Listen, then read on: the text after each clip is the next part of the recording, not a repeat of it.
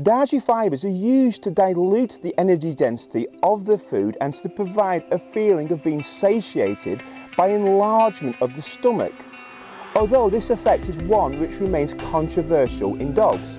The rule of compromise can be described as a strategy that reflects an approach involving reaching the intake target by overeating or undereating one macronutrient to acquire the other limiting nutrient.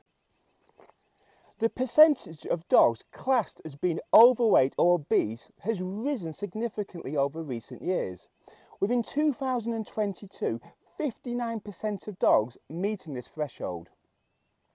Dog obesity is also now a major health concern, with numerous health issues such as diabetes, arthritis and chronic kidney disease having clear linkage.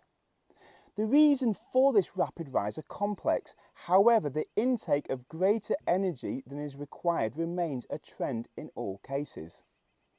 Having been aware of this health problem developing and with the veterinary community seemingly unable to limit its progression, a key question which remains unanswered is there a diet which can help reduce the concerning advancement of dogs being deemed overweight or obese? Typically, overweight and obese dogs are fed a diet which is high in fibre and with a low energy content.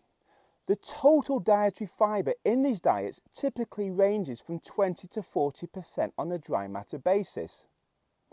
Dietary fibres are used to dilute the energy density of the food and to provide a feeling of being satiated by enlargement of the stomach, although this effect is one which remains controversial in dogs.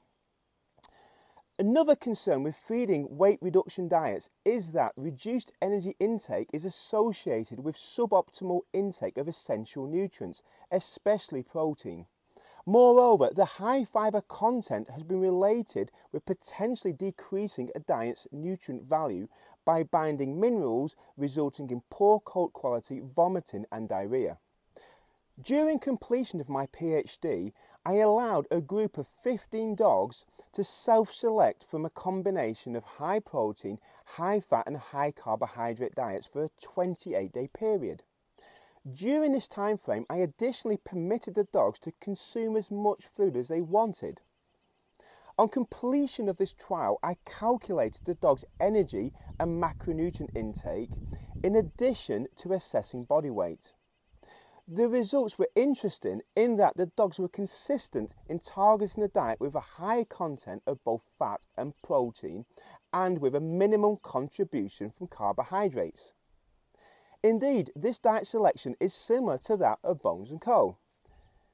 But in addition to this, having selected this macronutrient ratio, the dogs ate to their energy requirements with no significant body weight gain. The rule of compromise can be described as a strategy that reflects an approach involving reaching the intake target by overeating or undereating one macronutrient to acquire the other limiting nutrient. In the case of my research, the dogs had the freedom to self-select and eat any macronutrient they wanted, allowing them to reach the high-fat and high-protein diet, apparent in all the dogs in my trial. This is in contrast to the majority of dogs who are fed diets high in carbohydrates with less protein and less fat. It is therefore possible that the key factor in the obesity epidemic witnessed in dogs is as a result of them applying the rule of compromise.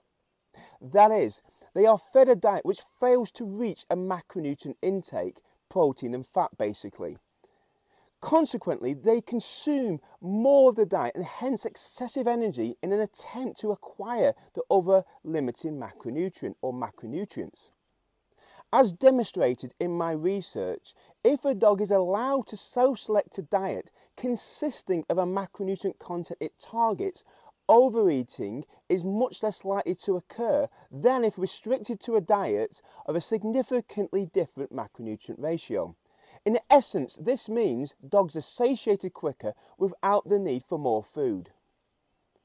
This has ramifications beyond the dog itself, in that an owner whose dog is looking for more food will be begging and appearing to be hungry. Thus is much more likely to receive more food than one which is full and satisfied. In conclusion, the macronutrient content of a diet plays a vital role, both in reducing the potential of a dog becoming overweight or obese, but also in treating the condition. This is centred around providing the dog with a macronutrient ratio it targets, helping it feel fuller quicker than being fed a diet outside of this ratio.